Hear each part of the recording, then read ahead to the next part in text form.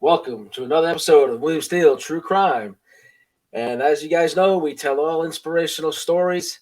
And we have a very, very special guest tonight, a woman who's been through many, many things and turned it around, is now doing everything she can to help other people tell her stories. And she doesn't bite her tongue, from what I understand.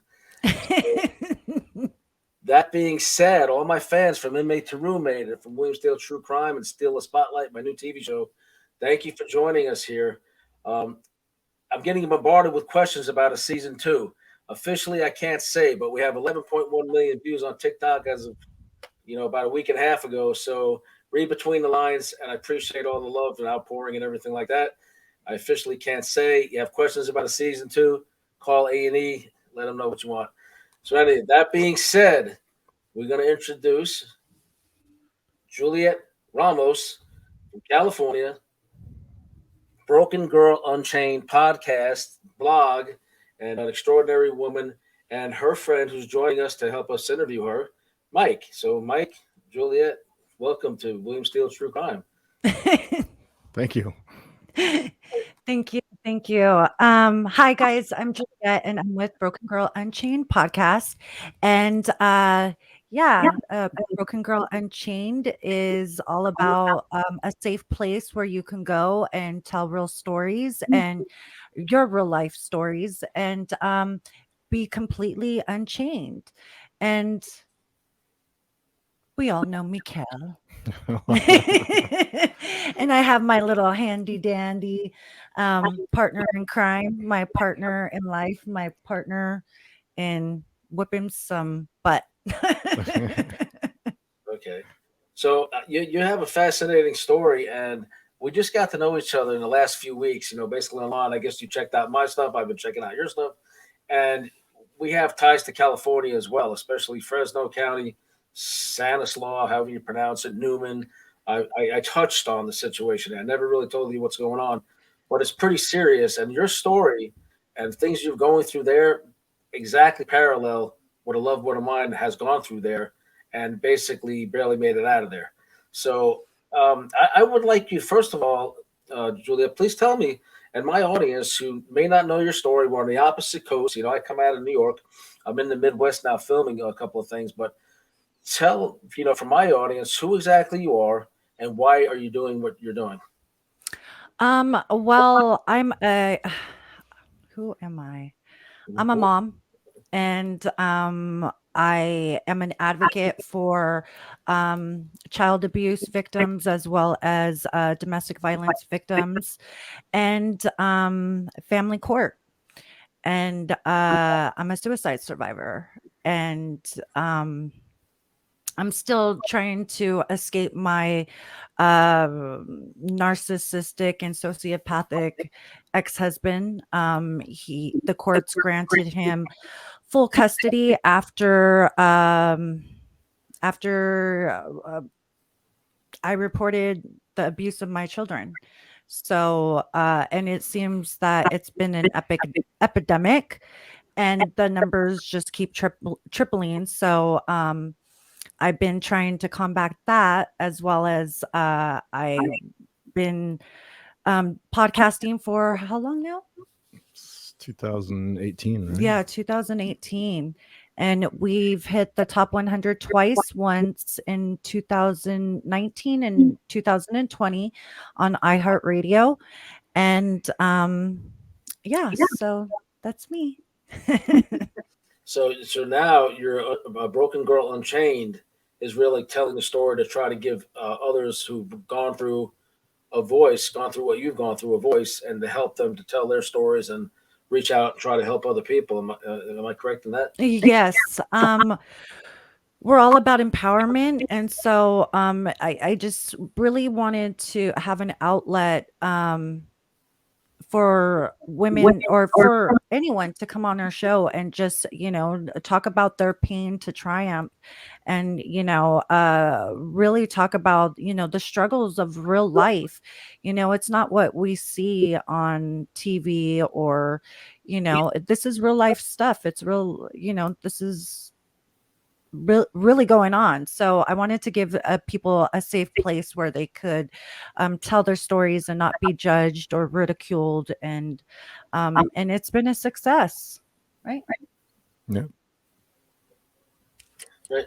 So, as your audience may not know, my audience is aware of this. I served over 18 years for nonviolent crimes, and I've written two books: one about Glenn Maxwell, one about Robert Durst, both of whom I knew. So, I insider's perspective on those two, and I have other books coming out. I am also breaking into the advocacy space, so to speak. I have a lot of people who are crime victims that want to come on the show to try to get justice for a murdered loved one or tell their story or find out what really happened. We just had a case of Ryan Modell in Florida who was gunned down by a neighbor, and the guy, claims stand your ground, but it wasn't because he chased him for 100 yards. He had a chance to not do this. That And, was just a terrible story.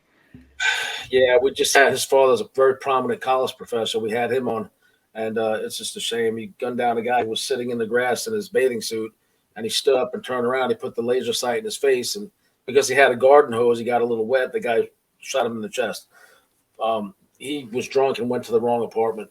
Anyway, so we are covering stories like that. What stands out in your mind so far? I know you're rebounding now. You had a situation with your children and your ex in the courts, and it kind of puts you back a little bit on everything you were doing. And I know you're making a big comeback now. So what really stands out in your mind before that happened, like that you were really able to be helpful with?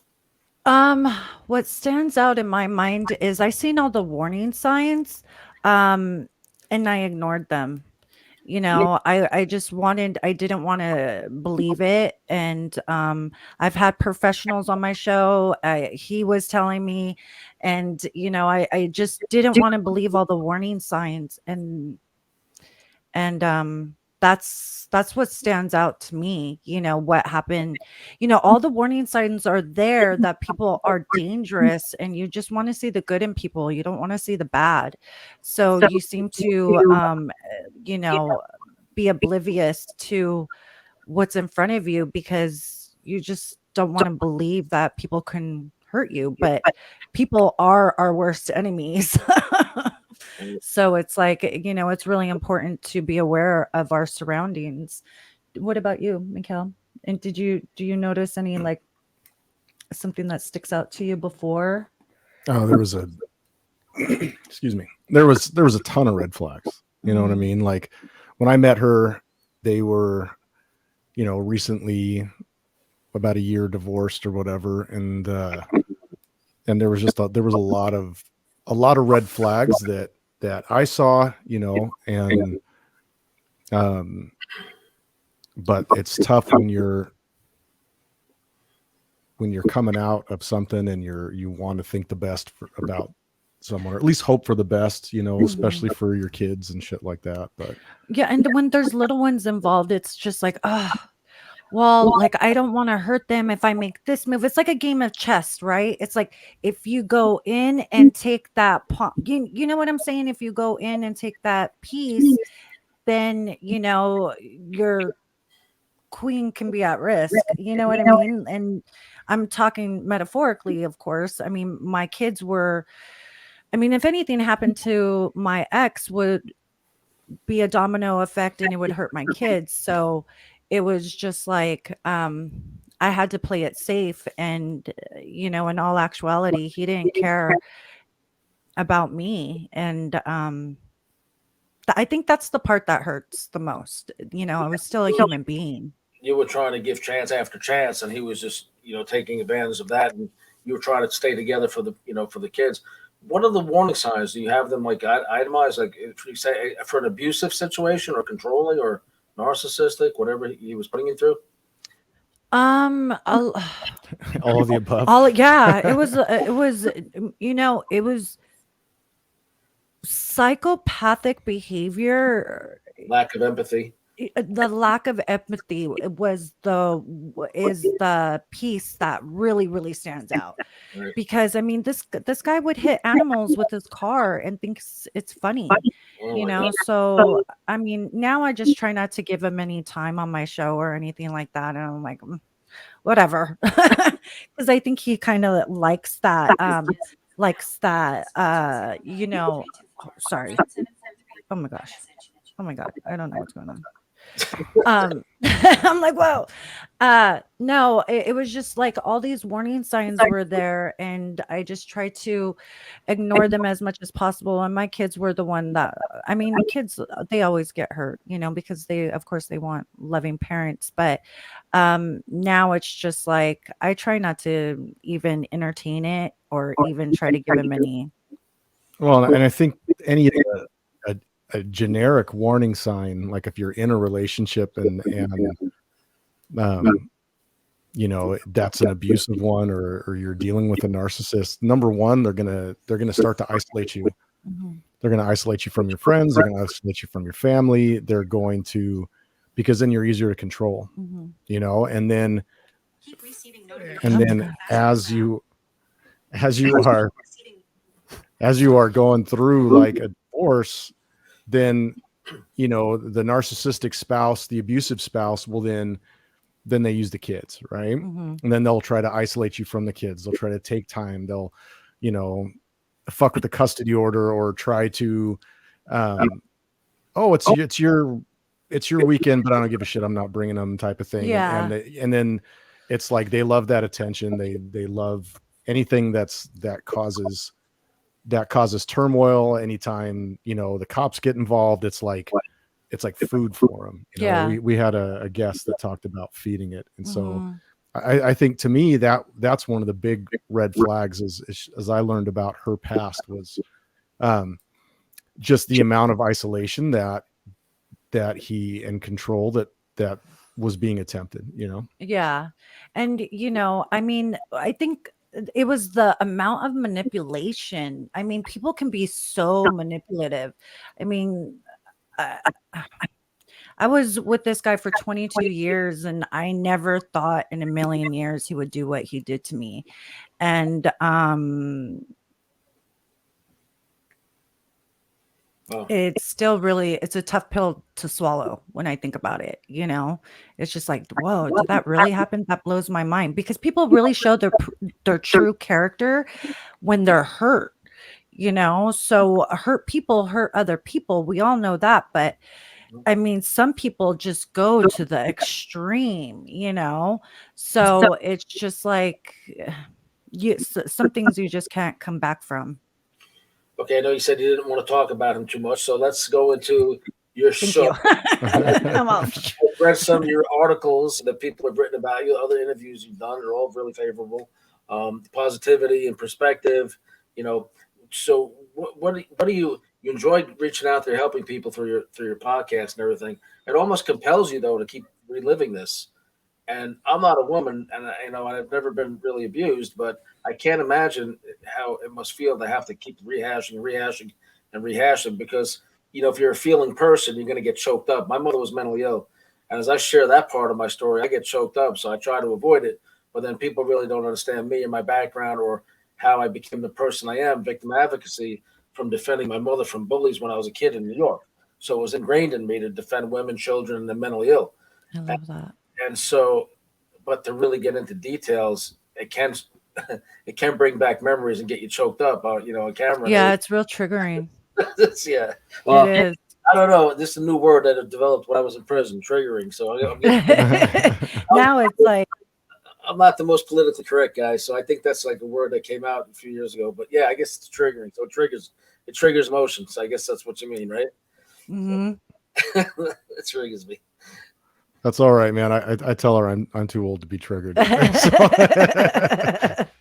of things happened since I went to prison. Safe spaces, everybody being easily offended, Democrats and Republicans wanting to kill each other rather than work together. I mean, all kinds of crazy stuff happens since I went in. Yeah, I have so many questions for you, because I can't even imagine, just having your independence taken away like that. And I mean, I already know how it feels to be isolated as it is, and to feel like you're in a mental prison, but to feel like you're in a prison must be, it's tough, I'm sure, because I I don't know. I can't even wrap my brain around that. Well, I think you're going to be interviewing me soon, so we can get into some of that if you'd like. But Absolutely. the focus on you and your man there. So how did you guys meet? Tell us how you met.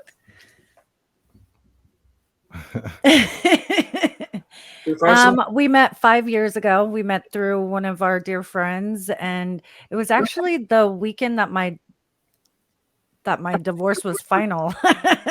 We're like, oh my God. But when we met each other, we knew that, I don't know, at least I knew. You knew what? I knew that I wanted him to myself. And I didn't want to share him. But he's the one who gifted me Broken Girl Unchained because I was trying to heal from my divorce, and he gifted me my website, and then we started doing articles, and then it grew into something really, really beautiful. So well, yeah, I remember when we started the blog, because it started as a blog first, and she was just like, I'm struggling with this, I'm struggling with that, and so we were talking about, well, what helps, and she said, well, sometimes writing helps, or sometimes this helps, and I said, well, fucking just write your stories, right? Like, tell your stories, and I said, if you and then it just kind of snowballed from there, you know. And so we started writing them down, and then we started publishing the articles and building the Broken Girl Unchained website, and just learning all this stuff as we go. And then she talked about, I don't remember how the podcast came about. You were talking about, I'm not too sure. You said either. You were like a communications mate, like you were. Yeah, well, my major in college was business communications, and I've done radio before, and so I was like, I want to start a podcast, and he was just like, we can do it, and I was like, wait, what? And then we were actually that couple with a handheld recorder. And it was just like, I don't know. It was like one of those stories that you hear, you know, how some, you know, from rags to riches type of thing. Not that we're rich or anything, but I'm rich in love. Rags to clean rags. There you go. That's a good one. I like that. So, but I mean, it's been such a success, and we work very well together, and sometimes. You guys getting married? Or is there wedding plans going on here? What's going on? Oh man, look at him turn beet red. You just touched on a sensitive subject here. I've been asking him to marry me for I don't know how long, and he's already proposed, but it's been 5 years. We're engaged, just a long engagement. Well, to be honest with you, it's been all this trauma, you know, from my ex, that we haven't even had a chance to really breathe or be at peace or really enjoy each other, you know, because it's been so crazy so early on. So I can't wait to just get married and be at peace. Well, let us know. Yeah. Like you're telling my story when you said all that, because since I've been out of prison, I was living with the family from hell, as you saw if you watched any of those clips, where like I had a list of movies I wanted to see, R-rated movies, because you don't get them in prison. 18 years worth. You know, I had been on the internet one time in my life before I went to prison. Once.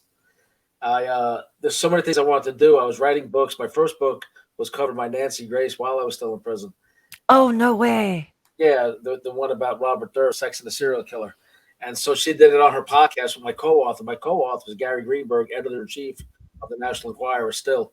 Anyway, so Mary and I, we're engaged, but with all the drama with the people I was living with, having, you know, moving and getting her, you know, from California to out here to the East Coast, there's been so much on my plate. I was hoping to just settle in like where I was living and like really polish up my books. I was working on a screenplay with a screenwriter in California, and she passed away. She was actually doing my screenplay on spec. She's an A-list screenwriter. She got nominated for an Emmy Award, and she just liked it so much. She said, "I'm going to do this on spec. This is gonna work." But I've been I've been dying to get married. He said, "When she heard you say that off here, she went, Just do it." You know what? It's not even about the contract. it's just about it's having a day where you can celebrate each other's love and dance and drink and just like be happy. It's not about Just, like just to feel the normal, like normal for a change, right? yeah, well, people are there to celebrate, your love, and that's what it's all about. And for the girl, it's about feeling pretty and um to have your man's attention, like be the only girl in the room just that one day, so or maybe for the rest of your life. I think that's kind of how it Or works, right?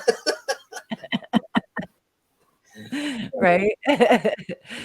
So, yeah, I just like I can't wait to get married again. I can't wait to get back to being a mom and getting I loved being a wife and I love being a mom. So it's just like to have all of that again is just going to be I'm getting choked up. Well, and that's one of the things that we've talked about on our show with other women or other people, and that's not just women, but who are on the tail end of coming out of like an abusive relationship and or just whatever their situation is. It wasn't always, I mean, that's not the only people that get interviewed, but everybody has that same thing that you were talking about, William. Just feeling normal for a minute, even if it's just a minute, even if it's just an hour, a half a day, or a weekend, whatever. Just being able to put all that shit behind you, or just temporarily block it out and live in the moment. Yeah, living in the moment. I'm lucky if I get one good night rest where I'm just like, oh, I actually slept the whole night. I don't know how it is in California. I'm sure there's all types of people and guys and everything, but I grew up in Brooklyn, right? And my neighborhood is like all mob. It's like half mafia, half Jewish, right? So Gambinos, I witnessed the murder that, when Sammy the Bull killed somebody, I was there that day. So Wow. saw a lot of stuff, right? So in my neighborhood, if somebody's beating on their woman or their wife, they usually got their legs. I don't condone violence for my audience and for YouTube. They usually got, back in those days, got their legs broken or disappeared. So Sometimes people just need a ass beating. Just saying. because although we don't condone violence, No. unfortunately, that sometimes all these cowards listen to is when they get severely hurt themselves, and it's sad but true. But because they know they'll be the biggest ones to call the cops on somebody for doing that to them, even though they're irritated with you and threatening you over calling police or restraining orders or whatever, they'll be the first ones to go whining to the police. And well, wait a minute, you didn't just bring this on yourself for being a punk and putting your hands on a woman, Right. So Right. today it was dealt with completely differently, at least where I'm from. And so I'm sure people still do that today. Just maybe it's kept a little quieter because everybody's got a phone and a camera. So, Well, Right. people can't take an ass kicking anymore. You know what Yeah. I mean? Like they, Like, oh, I'm going to sue you. I'm going to take this. I'm going to call, like you said, I'm going to call the cops. It's going to be like, if you fucked up and you get your ass beat for it, it is what it is. Like, just wear it and you leave the cops just- out of it. yeah, just okay. I guess I had that one coming. Yeah. Like, It should be a wake up call more than anything else. well, see, Mike is a Marine, so that's just the way they take care of stuff. You know what I mean? That's just the way boys will be boys, And you doesn't know? it irk you knowing what you're capable of and that you're trying to live a civilian life? And like, I know part of you, Mike, wants to like do something different. You're like, shit, I'm a rule follower. I follow the laws. I don't want to end up where Bill was, in prison for 15 years. But I know part of you is like, doesn't this guy realize what I'm capable of? That's how I feel when I hear about anybody I care about and they get abused. yeah, it's been challenging for sure. And having a relationship with her kids and not wanting to hurt them, but Not hurt them, like hurt them by reacting on their dad. by having, I mean, it's like when kids are living these lives that are already chaotic, you don't want to be the person, the outsider coming in that then adds even more chaos to that. But yeah, man, if I had 10 minutes in a room, like, we would be good. Oh yeah. There's no way I would be good.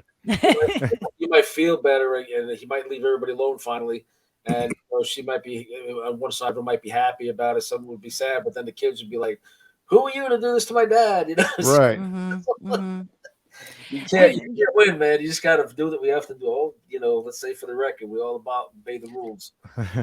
Right? Yeah. No, definitely. I mean, at the end of the day, I have finally got to the point where I'm at 0, where I just don't care anymore. It's just like my kids know what their dad did was wrong, and he currently has a warrant out for his arrest because I defaulted him in damages and I charged him $1 billion.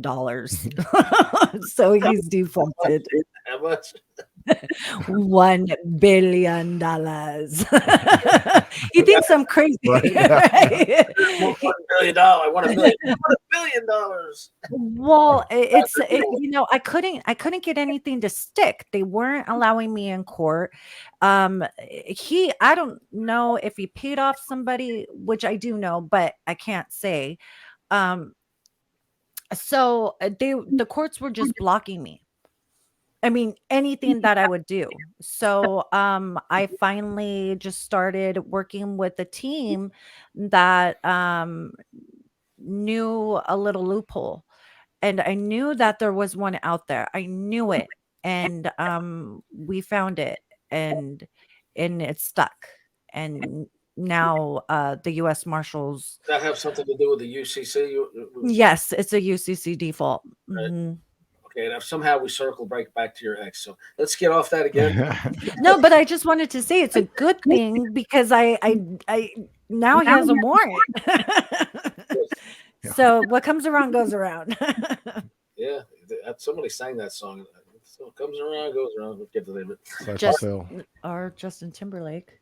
Yeah, I think so. Did it first. Oh. It depends on your age where you first remember that song, I guess. Right. So yeah. Like, if may I ask, what do you do? Are you a writer or journalist or something? I've worked as a freelance writer for a long time. I worked with kids for a minute, and that's pretty much how I made my living. Yeah. Yeah. So now it's just Broken Girl Unchained. I'm a sugar mama.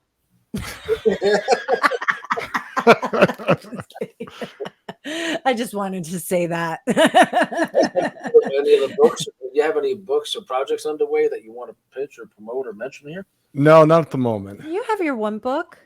Oh, I have a book I've been writing for 4 years now, longer than that. So it's a great book. I keep cycling back to rewrite this part, and then when she and I started doing all this, it got kind of put on the back burner. So I would definitely like to continue, but I'm sorry. It's nowhere near. It's nowhere near. What's it about? It's about a young girl who she's a phenomenal musician, but when she plays the cello, objects appear. It's kind of like a little science fiction kind of thing. Objects appear above her head. Well, those little scenes that play out eventually learn to be true, or they're real, and then they predict future events. And the government tries to weaponize her, and she takes off and runs, and so it's just, and it kind of goes from there. Okay, sci-fi. Yeah. That could sound like a female Carlos Santana. He says when he plays music, he sees colors. The music is colors to him, literally. Right. So, or like that one movie that we're watching, the Queen's Bandit. Oh, the Queen's Gambit. Gambit. Yeah, that whatever he said. Spends it. No, well, him and we've been learning how to play chess and chess. I need more Sesame Street. Okay. Playing chess is a whole nother game.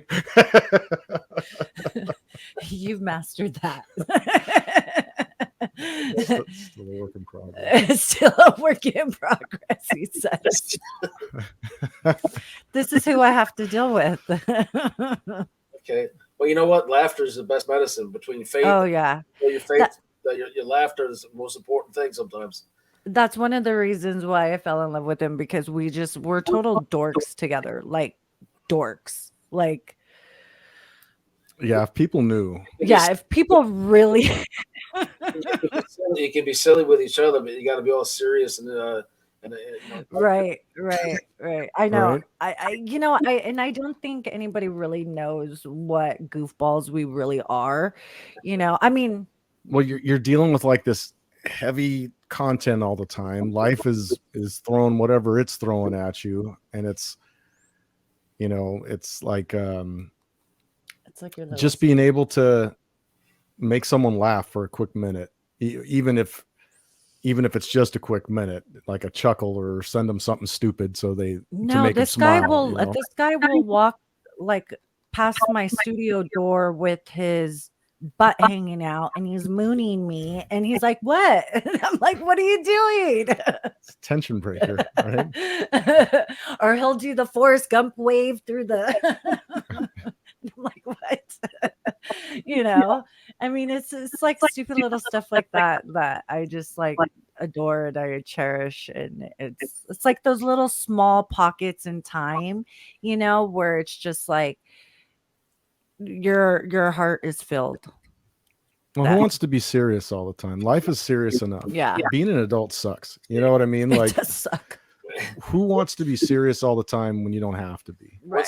I have a lot of New York sarcasm and humor, but I try to direct it at circumstances rather than people. And so the people I was living with, an inmate to roommate, had no sense of humor and said, "Oh, we don't appreciate your New York ways around here. We think it's sinful, and we don't like jokes. That's sinful. Everything I did was sinful." Meanwhile, she was sneaking into my bedroom at 10 o'clock at night when her husband went to work. "Bill, can I come in and talk?" I've been on the phone with Mary in California. She's like, "Is she at your freaking door again?" My God. Yeah, I have tons of questions on that. So I can't wait to interview you. Because it's like they already seemed a little odd. I mean, did you not have like I mean, what was going through your head? Tell me, like, I had been and writing. I don't mean to interview you right now, but I'm just like, I'm dying to know. Well, for your audience, so I participated in a show on A&E Network called Inmate to Roommate. It shot up to be one of the most popular reality shows in the country somehow. I was already writing books. I agreed to do it if I could discuss my books and my faith. Those were my two conditions, to get on the show. And they were like, "Sure, no problem." And so the lady that I went to live with, it's showing how well people do and not. It was examining on the surface recidivism and how lack of adequate housing for offenders upon release leads to higher rates of recidivism, which is, as you know, return to prison rates, right? So that was the surface purpose of the show. And in this case, my family had ripped me off, my two sisters, for about 800 grand in New York. And they were afraid because of what I was doing before I went to prison that, I was going to kill them when I got out. And for the record, I forgive my sisters. I love them. And, it sucks. Do you guys talk now? No, absolutely not. So, Same. I know how you feel. it's not for lack of my trying, but they live in fear of what they did and what I used to be. And I'm a different person today. Yeah. Right? So that being said, my pen pal was a Seventh-day Adventist. I'm writing her for years, 5-6 years. Never anything appropriate. I'm not flirting with her, a guy in prison, blah, blah, blah. And you knew she was married, right? Yeah, she went through stuff with the first person, and then she was with somebody else. And so it was platonic. I didn't realize that she was in another bad marriage and had developed a crush on me, I guess, from being so appropriate for so long, and even if I was going to be inappropriate, she didn't seem like in looks and demeanor and, attitude to me to be someone that I wanted to have those kind of letters with, But anyway, So everything was always above board and everything. And so she was like, "Sure, let me ask my husband." I said, "Look, you know what my family did? I don't want to go near my sisters. I'm not going back to South Florida, to New York." She said, "Sure." So right around this time, we would pitch the show. And Mary, I met just before that through Tom Madden. He was the vice president of NBC. He's a very good friend of mine. And she called from California because she's representing a guy in the California prison system. And a guy named Dave Reinhardt. He's, I think, Soledad right now. But so she's helping him. He got ripped off by family, and they put him in prison innocent, stole millions of dollars from this guy. So we're trying to get and help him get his life back together. So she called for PR firm, and Tom said, "Hey, my friend slash client, William Steele, writes books. He's a law clerk, and he enjoys helping people. And he introduced us about 4 months before I got out of prison. After the 18 years in prison, of me being lonely and wanting to be like, oh my God, I'll never find love, and like freaking miserable. Who's gonna want somebody coming out of prison? I don't know if you saw her yet. I think I showed you, sent you a picture or two. She's adorable. Yeah, she's got a smile like Julia Roberts. She looks like one of the Kardashians. She's drop dead gorgeous and she's brilliant. She got into UC Berkeley at 15 years old, so she's super smart, brainiac. And I'm like a street guy from New York City, and I'm like, this is like too good to be true. I know how that is. Like all the brains is just he's the brains in the relationship. Well, and all he tells me, well, I'm you definitely need more not the Sesame beauty. Street. So no, it's a good fit, and it works out good. So how did I end up there? I go there. We're filming from the day I got out of prison. I go there. Little did I know she had developed a crush on me, and he was doing things he wasn't supposed to be doing. Sort of like we go to the gym. I wanted to lose weight. We were locked down for like a year and a half for COVID. The guy's dying all around me. I don't believe in the vaccine anymore, but at that time I had no choice, and I took the vaccine. me too. Because guys were all around me dying. Now I regret it because they say, I don't want to get banned by YouTube, but they say there's a sudden death syndrome and a lot of clotting that's coming up from these vaccines is suddenly killing people. Heart issues, yeah. Yep. So strokes, yeah. And so all these simple things that supposedly cure it, like ivermectin, nobody wants to acknowledge this. They say, YouTube, not me, that this will cure it. Well, in point of fact, I did good, never caught COVID until I was out, and then Mary she had leukemia, she was in remission, and everything things slowed down. We finally took the mask off, and we went to a church event, and 3 of us caught COVID. So I was like, holy crap, here we go. We didn't get the boosters because we were afraid to get the boosters. And we tried the stuff that nobody says will work. And 2 days later, all 3 of us were cured of COVID.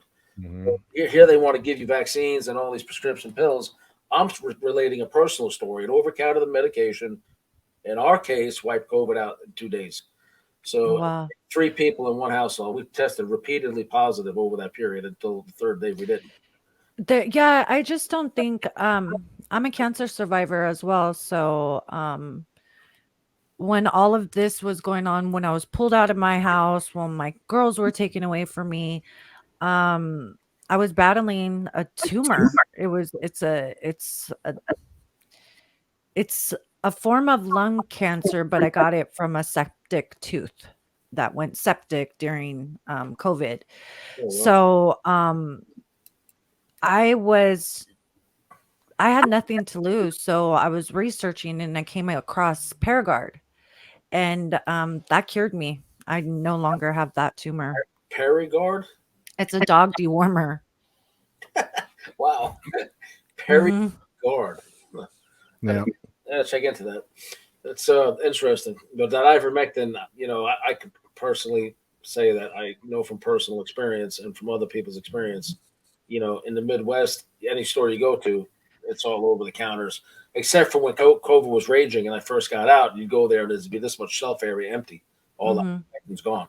And the people that have got it swear by it. And I think now recently the CDC finally admitted that some of the current research shows that it's, possibly 100% effective against COVID. Well, how many people didn't have to die if they would have just acknowledged that in the beginning?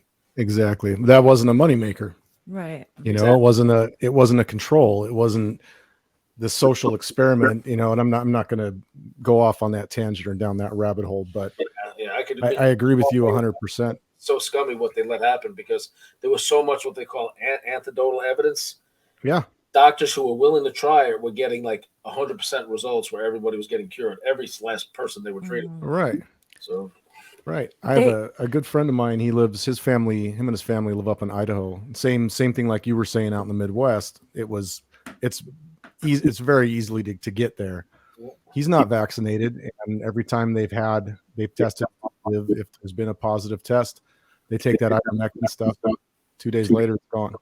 Wow. So for YouTube algorithms and supervisors over there, I am not personally, I'm not a doctor, I'm not a scientist, I'm not recommending ivermectin. I'm sharing a personal experience and opinion only. Now, my attorney said something on here about the elections. He's actually a friend, and he's Donald Trump's attorney. And his one little sentence got me interview with him, removed from YouTube. I got suspended for a week. And I said, wait a minute, he can say that. He's his attorney. He has the evidence of what he said. He literally has the videos of what he's talking about. I'm not going to make it here. And they says, well, if you would have put a disclaimer in in the description or when he said it, we probably wouldn't have pulled it. But because you didn't, so I got suspended for no reason. That's why right now we're just giving opinions and personal experiences. We're not recommending anything necessarily on this channel. So don't Right. me again. We are not doctors. We are just telling you our own personal experience. Do not take any medical advice from me. Or me. Especially not me. All right. So listen, guys, we're going to wrap this up. I need to know what else you want to pitch, promote. What do you want to say about your show, or what do you have planned? What's going on? I have the Falcon coming up. The Falcon is I play a lobbyist, and it is a patriotic film, but it's an imaginary tale. And it's about Washington, D.C. Basically. Yeah, Washington, D.C. and sorry. Uncovering the corruption, and so I play the villain. Dun dun dun. You see about Roosevelt too. Oh yeah, and then I'm also the executive producer on a horror. I can't talk right now. Horror. See, now you got me all messed up. A horror project. A horror project. See, it's contagious, huh? He does it to me all the time. It's him, I swear. So, I am the executive producer of Rosabelle, and we are looking to film that project, I believe, in the middle of summer, and then the Falcon, we're looking to start in June. So I'm super excited about that. We have some big names behind both of those projects. So, yeah. Well, if you make any of the casting decisions, I never really wanted to be an actor, but I said, now what the hell, man? Why not? Right. Well, and then plus since that reality show blew up, it became the #2 reality show in the country, only under Jersey Shore Vacation, right? All of a sudden, I'm getting offers to be in movies. I was a professional jewel and art thief for years. Then we were trafficking kilos and guns from Florida to New York. And so I have one guy he makes mob movies. He said, I need you to be in my mob movie, a Jewish jeweler in Brooklyn. There you go. You could totally pull it off. Give me a yarmulke to go. There you go. Well, me and you, we're gonna actually we're talking about working on a project coming up here pretty soon, right? Right. I know you wanted to do something together. We need to work out the details. I think we're going to zero in on certain cases, especially unsolved homicide cases. I know you give me there's a homicide case. There's also a family court case. I think there's a lot of homicide. A lot of, they're not like cold cases. They're just I just can't wait to pick it apart, because that's what I do. And girls, I know from experience that girls make the best investigators, because they will not stop. They will make sure they dig and dig and dig and dig until they find the truth. Well, Mary is a certified fraud examiner and a forensic accountant. So there you go. There you go. I'm going to have a meeting with her. She said she's the nosiest person. She doesn't really like being on camera, though. She's on 2 episodes of Inmate to Roommate. You'll catch her. If you see the show, you'll see her. She's a beauty. I love your guys' love. You guys, and I just love the way, like, you're just like, oh, Mary's here. I'm just like, oh, hi, Mary. I feel like we're family already. I'm excited. I'm very excited. Every day for me, freedom is such a blessing, and it's all. And I can't believe I'm talking to somebody on here. Like, for me, this was a cartoon called the Jetsons. Right? So how long were you? You guys got introduced to all this slowly. I've had to learn 5 social media platforms, and then this thing, all in like just the last few months. Trial by fire, huh? Yeah. Right. To figure out now, because they say on this type of phone you can make good movies and all that. So I'm trying to figure out how that works. So, Well, you're definitely you're taking off and just ride the wave, enjoy it. I mean, I when I first walked the red carpet, I was like, "Oh my God, I walked the red carpet. I did the Miss America wave." So, and enjoy the ride, and that's what life's all about, is just enjoying all of those special little moments. And I bet you won't take life for granted anymore. You uh, won't commit any more crimes. no, even if people ask me things, like I try not to glorify my past, but sometimes you have to tell a war story to get the people's attention to listen to you about what you're doing with your life now. And Right. Right. on my YouTube channel, William Steele True Crime, I have the misadventures of a super thief. It's not all about bragging about it to get people's attention about what I pulled off. It's also I have 5-minute clips of where I almost got killed, where Oh, I, jeez. where I almost got caught, and then I say, "Don't follow in my footsteps because this life's bullshit. I lost everything, and Yeah, I mean, we've interviewed before jewelry thief, and I just I just can't imagine. what was Like, what was his name? Brian. God, I can't remember his last name. I can't remember his last name either. His name was Brian, but He was a Boston kid. yeah, and he told his story how he it was him, his brother, and his dad. They would go robbing jewelry stores and sell the jewelry to the mob, and how he got caught. And Larry Lawton, big guy with bald head?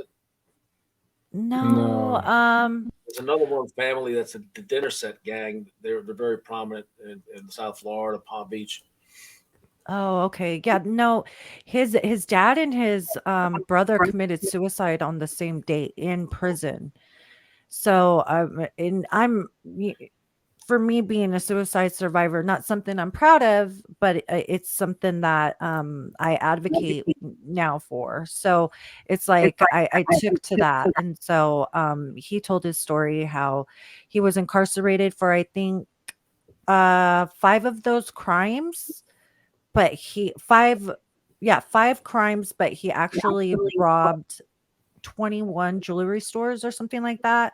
And he only did like a fraction of the time. So Must be in a Democratic state. Democrat. He was in Boston.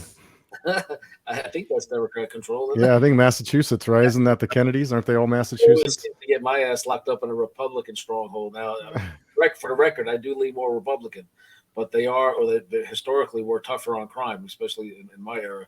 So you guys who saw the show, I just said you started watching it. I hope you see the whole season. But so this is the list of rules that were on the wall. So No strip clubs or bars.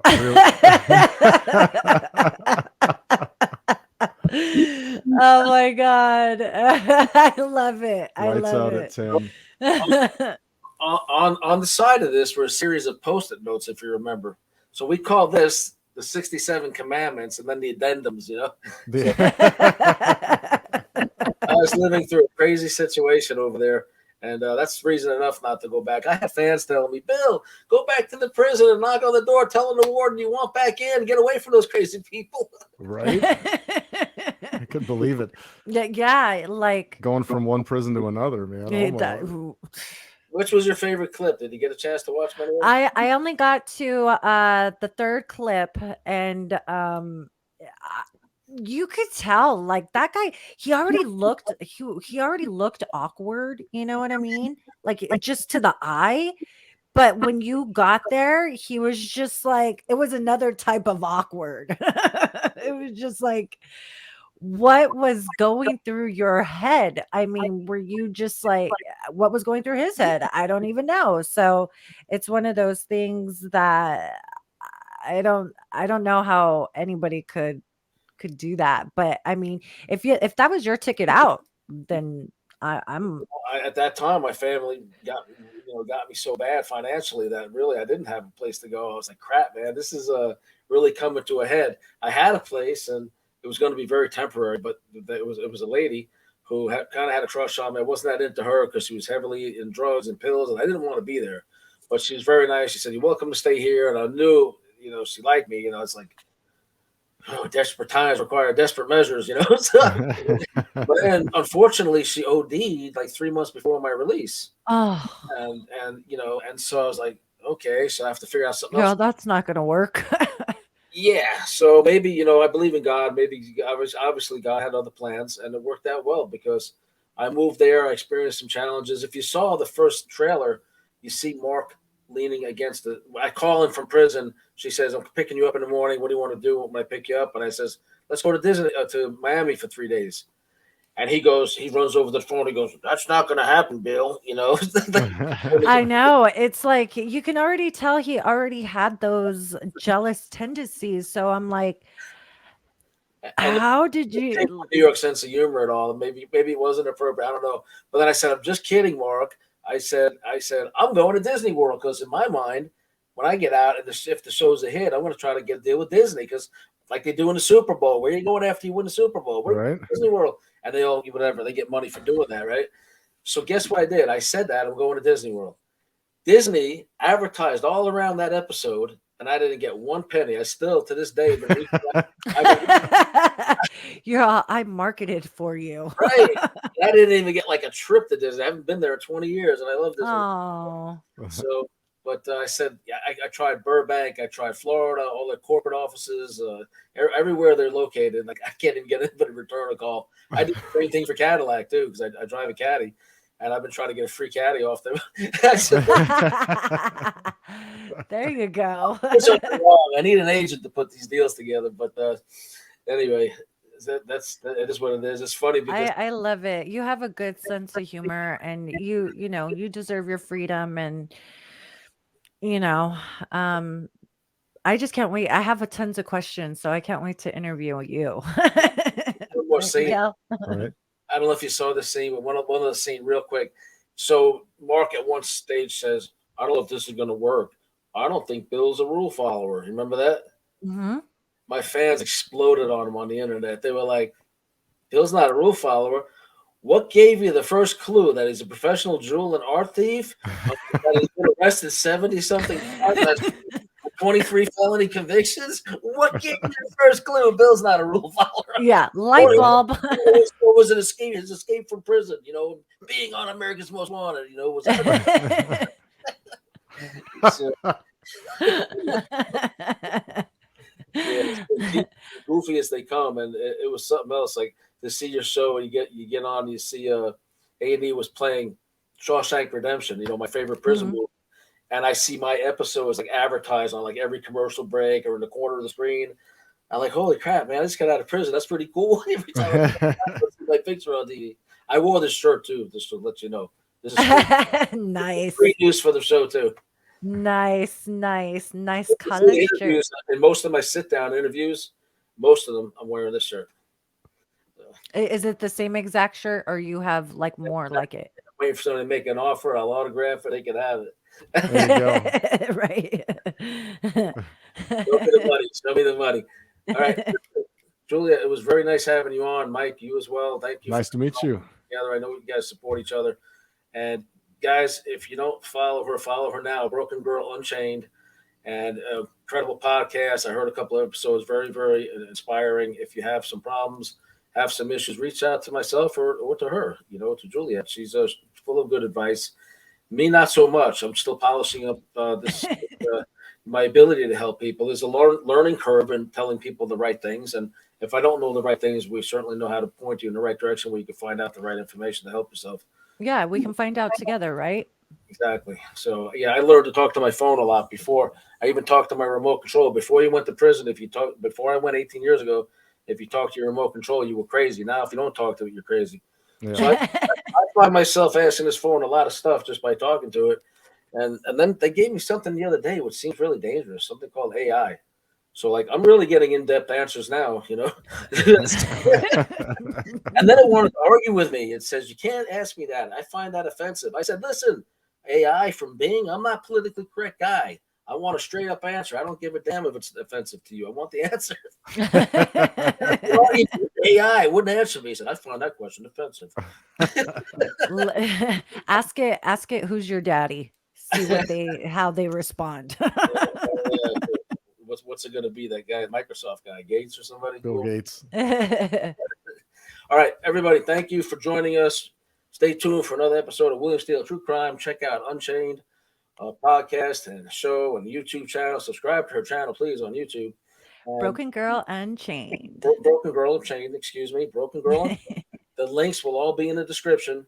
And I thank you so much for coming. Thank you for following my work. And I look forward to working with you guys going forward. Everybody, Yes, absolutely. Thank you very much. Bye. bye. So we'll say it the California way. Bye. Bye.